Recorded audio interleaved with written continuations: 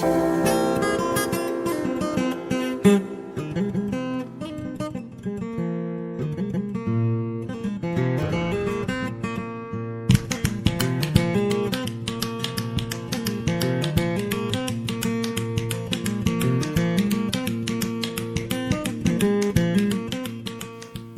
de 95 millions d'hectares de terre en Afrique subsaharienne sont de nos jours menacés de dégradation irréversible.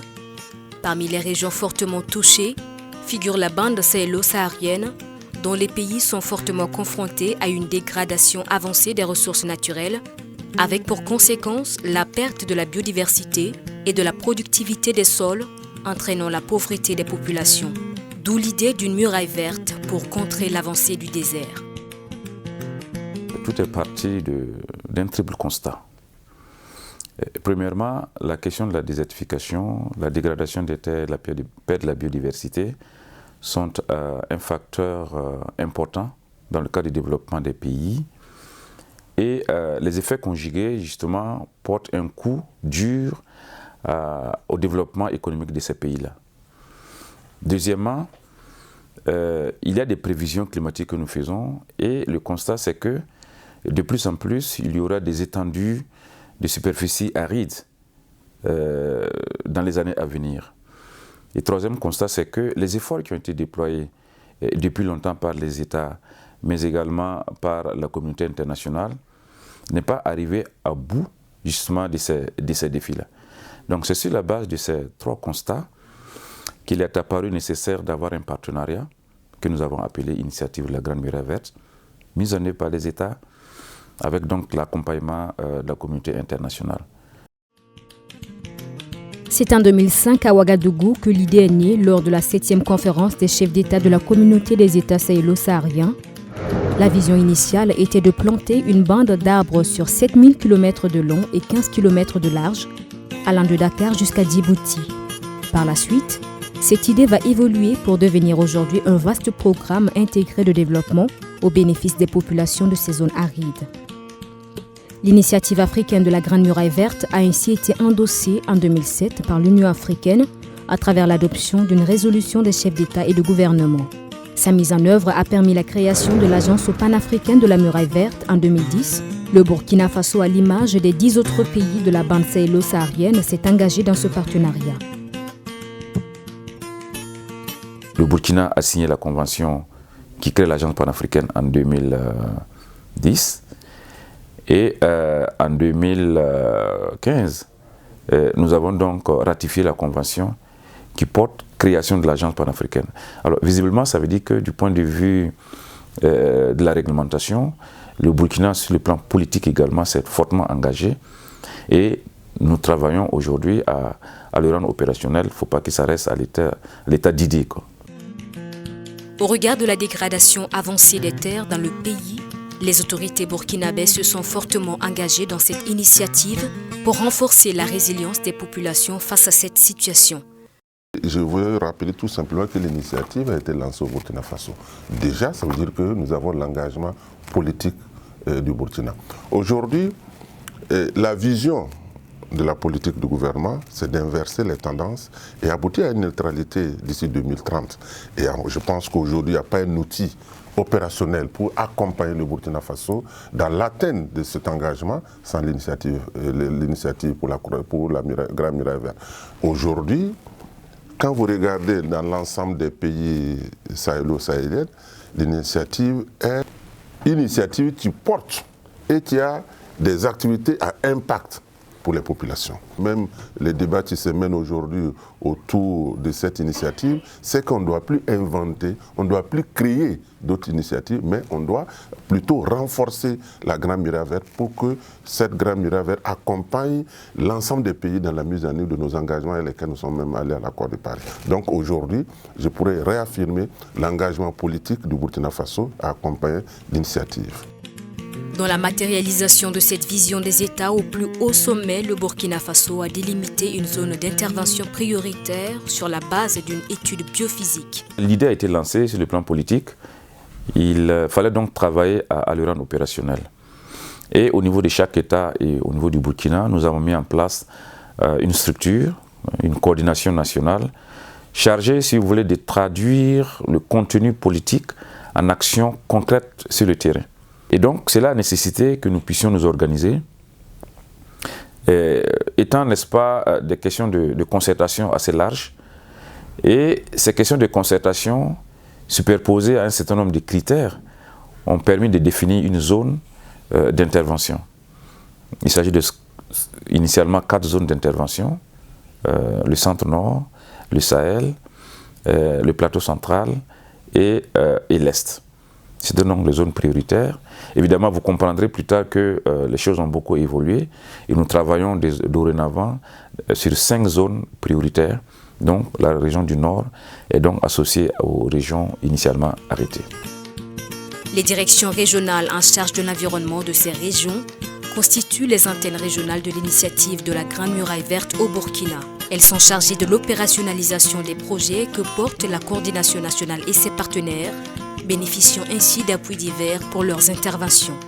Donc, au niveau de la région du plateau central, ce programme, dans le cadre de l'appui institutionnel, là, contribue en tout cas au niveau de la région à animer, accompagner de l'animation de cadres de concertation régionale. Il y a aussi que la région, l'initiative, à travers ce programme de renforcement des capacités, accompagne la cellule environnementale régionale dans le cadre de ses activités.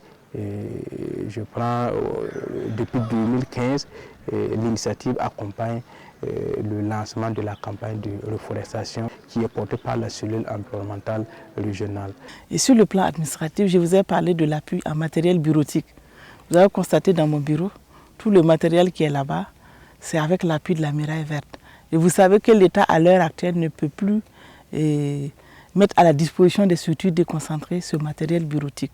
C'est avec la Muraille Verte que vraiment nous fonctionnons sur le plan matériel informatique et matériel même de bureau. Et si je prends l'exemple du véhicule, vous voyez que si je dois venir ici avec une moto, ce n'est pas facile. Donc c'est avec l'appui de la Muraille Verte que nous arrivons à nous déplacer sur le terrain.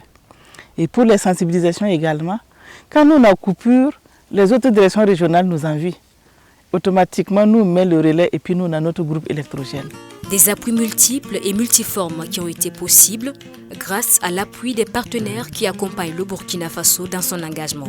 On a un nombre impressionnant, j'allais dire, d'acteurs, des partenaires techniques et financiers, des scientifiques, d'ONG, qui sont à la cause effectivement de cette initiative-là et qui veulent nous accompagner. Et cette initiative, c'est en fait un partenariat, n'est-ce pas, qui doit lier les pays avec des acteurs externes. Et donc aujourd'hui, nous avons plusieurs projets, plusieurs programmes qui soutiennent l'initiative de la Grande Muraille Verte dans son plan d'action que nous avons élaboré et qui donne un peu la vision que le Burkina voudrait que l'initiative soit au niveau donc de notre pays. Parmi ces programmes mis en œuvre par l'État figure le programme de renforcement des capacités pour l'IGMVSS, soutenu par l'Association pour la promotion de l'éducation et de la formation à l'étranger APFE, la coopération belge au développement et Wallonie-Bruxelles International, pour qui l'environnement constitue un véritable enjeu de développement. Ici au Burkina Faso, 85% de la population dépend des ressources naturelles pour vivre.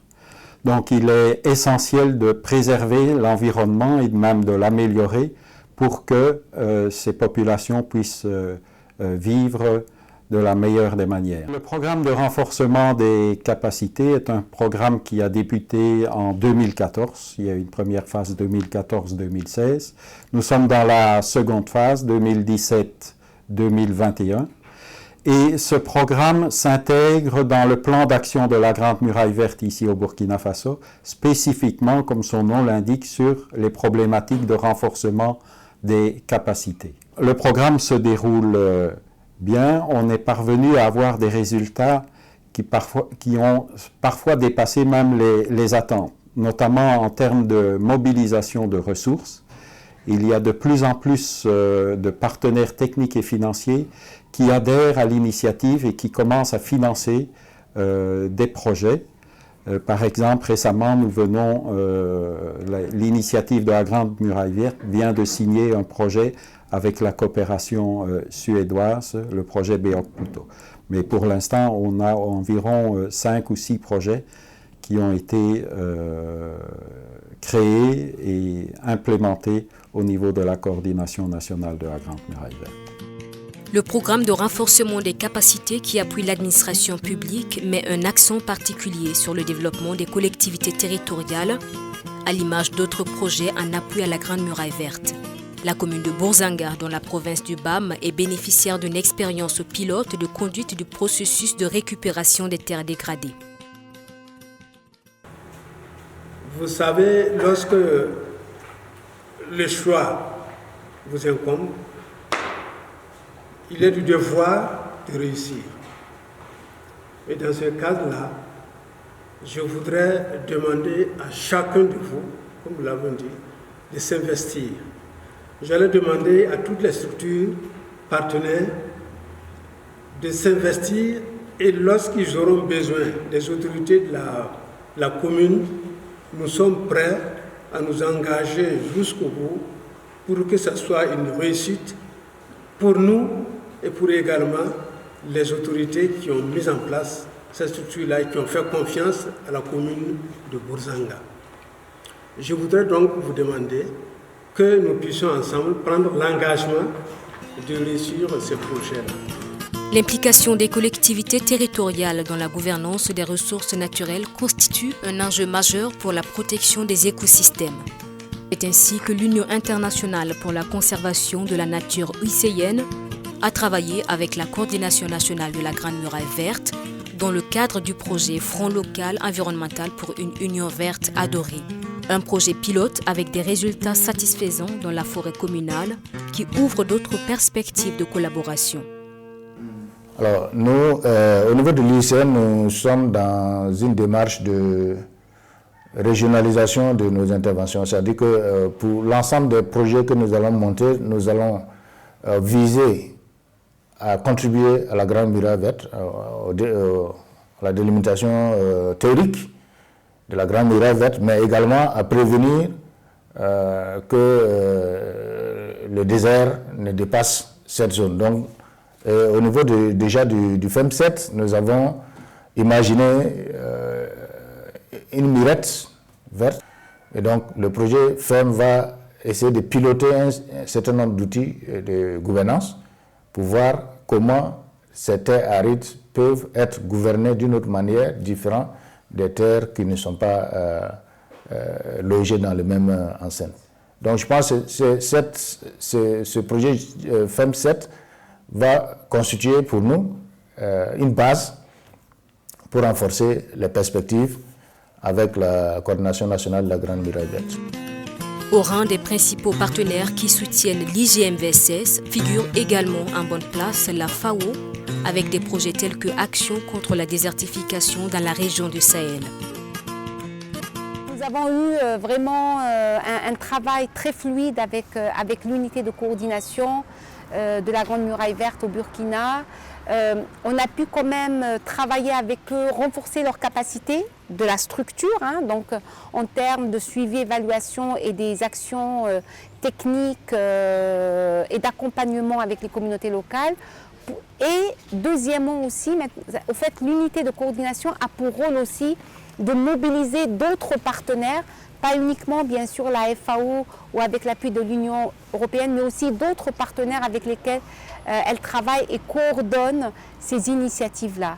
Et le résultat, c'est qu'avec ces résultats vraiment probants de ce projet Action contre la désertification qui va être achevé d'ici fin février 2020, nous sommes déjà embarqués dans une grosse aventure en développant un autre projet plus important pour mettre à l'échelle et déployer ces pratiques-là qui ont été réussies dans le cadre de ce projet Action contre la désertification pour développer un programme régional incluant le Burkina Faso au Fonds vert climat.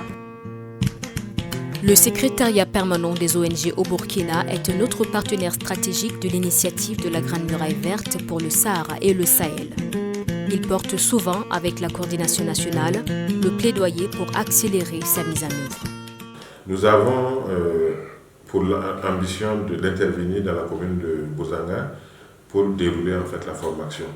Je sais que la commune de Bozanga, c'est une commune phare d'intervention de l'Agence nationale de la Grande Muraille Verte au Burkina Faso, et nous nous sommes inscrits comme partenaires de mise en œuvre terrain pour venir en appui aux actions de l'Agence nationale de la Grande Muraille Verte. Alors, l'autre piste de collaboration, c'est comme ce que je disais, c'est continuer le plaidoyer pour que la Grande Muraille Verte puisse avoir plus de ressources pour la mise en œuvre de ces activités.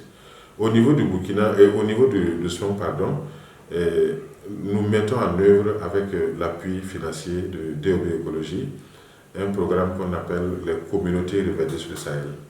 Et bientôt, nous comptons approcher l'initiative Grande Muraille Verte pour le Sahel pour demander leur appui technique, leur égard, parce que c'est une entité gouvernementale et nous estimons qu'au-delà des actions que nous faisons entre nous, la société civile, il est de bon ton quand même qu'on ait un œil gouvernemental, parce que nous sommes dans tous les cas, dans le cadre de nos actions, dans la réalisation des plans nationaux d'adaptation qui sont portés par le gouvernement du Burkina Faso.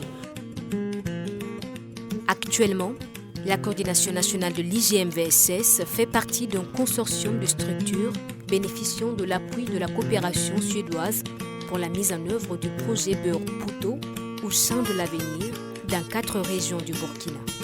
Dans certaines de ces régions, des structures travaillent déjà et contribuent à l'atteinte des objectifs de la Grande Muraille Verte. C'est le cas de l'ONG APIL, dont le siège se trouve à Zignaré, dans la région du Plateau central. L'ONG APIL est surtout orientée vers la sécurité alimentaire durable et la gestion environnementale. Alors, c'est trouve que la Muraille Verte est une initiative sous-régionale africaine qui veut effectivement accompagner les initiatives de développement des localités et surtout renforcer l'aspect socio-économique des ménages. Alors donc nous nous sommes retrouvés autour de cette thématique-là parce que APIL travaille avec la communauté dans ce même secteur et que nous avons pensé que la Muraille Verte est une initiative extrêmement importante pour nous, que nous puissions nous rapprocher, pour mieux aussi nous perfectionner dans nos thématiques d'intervention, mais aussi pouvoir permettre à la Muraille Verte d'avoir un correspondant sur le terrain afin que la demande du terrain puisse être mieux comprise et que ce qu'on fait comme activité qui porte des réponses puisse aussi être couru par la Muraille. L'ONG Tipalga, qui intervient fortement dans le Sahel, mais aussi dans bien d'autres régions comme le Plateau central, est également un partenaire opérationnel de premier rang de la coordination nationale de l'initiative de la Grande Muraille Verte. Au titre de la Grande Muraille Verte, c'est le projet Action contre la désertification qui est mis en œuvre par la FAO sur financement Union européenne. Et le projet a commencé, en tout cas de façon opérationnelle sur le terrain en 2016 dans la province du Soum. C'est vrai qu'il intervient aussi dans le Séno, mais pour ce qui concerne le Tipalga, nous avons travaillé dans la province du Soum comme partenaire opérationnel de la FAO.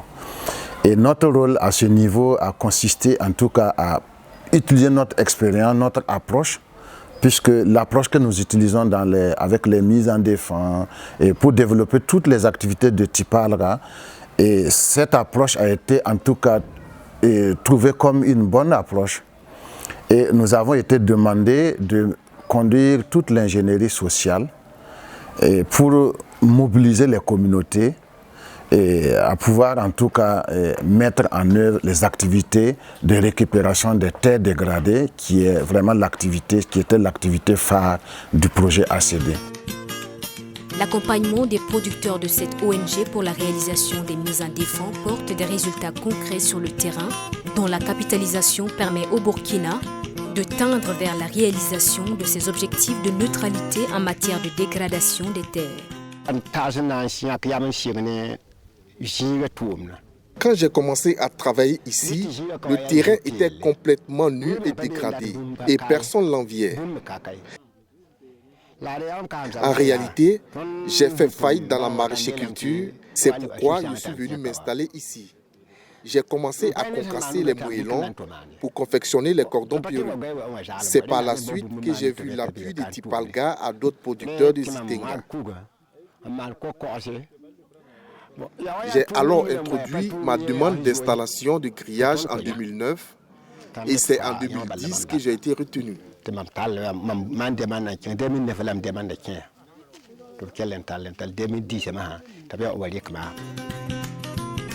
Les résultats sont toujours aussi éloquents à Gué, dans la commune de Dapelgo, où l'association Zoramnar Taba, AZN, bénéficie de l'appui de l'ONG Terre Verte. Notre travail principal à la ferme pilote, c'est de réaliser des aménagements de périmètres bocagers pour les agriculteurs. Donc en annexe aussi, on aménage des routes matérialisées par la plantation d'arbres de part et d'autre des routes là. On réalise aussi des boulis, c'est-à-dire des micro-barrages en terre. Et enfin, on réalise des jardins pluviaux, donc des jardins qui fonctionnent en saison pluvieuse. Le zaï, c'est un peu pour concentrer les nutriments et l'eau au pied de la culture. Donc dans le système, effectivement, on a le zaï qui vient même en premier lieu dans le système de rotation là. Donc, mais la demi-lune, non, parce que les terrains sont déjà protégés, donc il n'y a plus besoin de faire de demi-lune. Mais avec le zaï, là, le résultat il est beaucoup plus intéressant. Beaucoup d'actions sont menées sur le terrain qui contribuent à l'atteinte des objectifs de l'initiative de la Grande Muraille Verte au Burkina. Reste à présent à capitaliser l'ensemble des réalisations sur le terrain. Quand vous faites une situation de référence et que vous conduisez des activités sur le terrain, il faut capitaliser.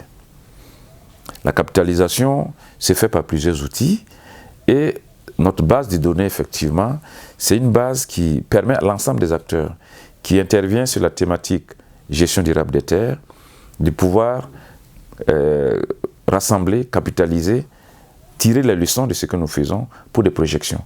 Et donc cette base de données a pour objet justement d'aller dans ce sens-là. Et ça permet de créer une certaine synergie entre l'ensemble des acteurs. Vous savez, aujourd'hui, on a l'impression, bien souvent, qu'on ne fait pas grand-chose sur le terrain. Parce que justement, on a un problème de capitalisation. Et donc, la base de données a pour objet de pouvoir rassembler tout ce qui est fait sur le terrain et de montrer que quelque part, les choses avancent. Et je pense qu'on a eu raison de le faire parce qu'on a des retours qui montrent que c'est un outil extrêmement important pour la coordination.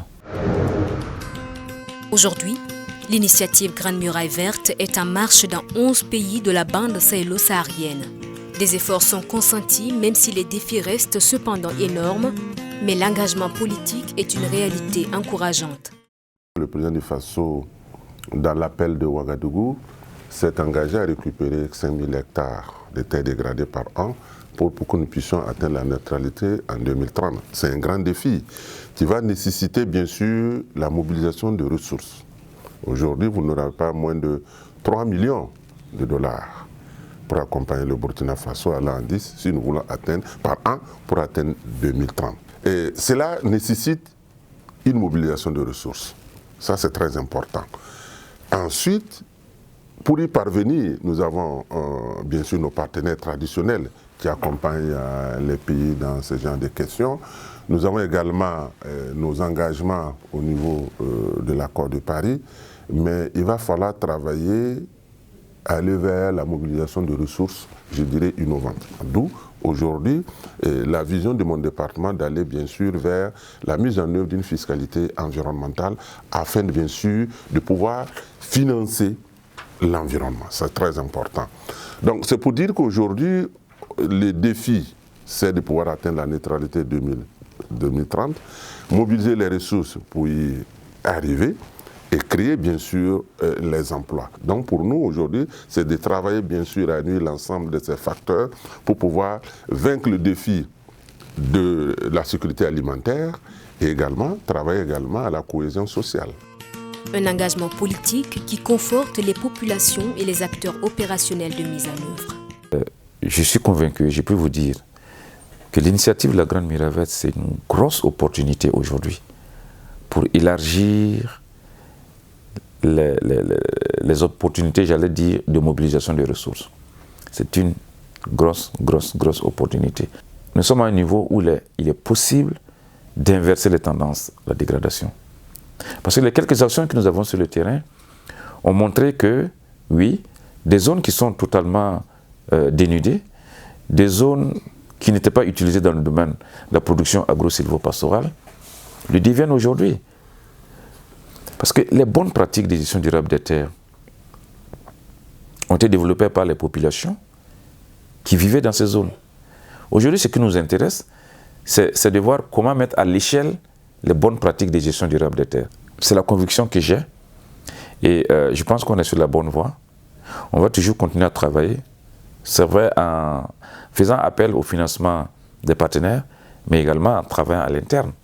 Parce que je pense qu'à l'interne également, on peut avoir des financements pour accompagner de toutes petites initiatives et l'une dans l'autre, on peut arriver à atteindre les résultats fixés par l'initiative de la Grande Muraille Verte.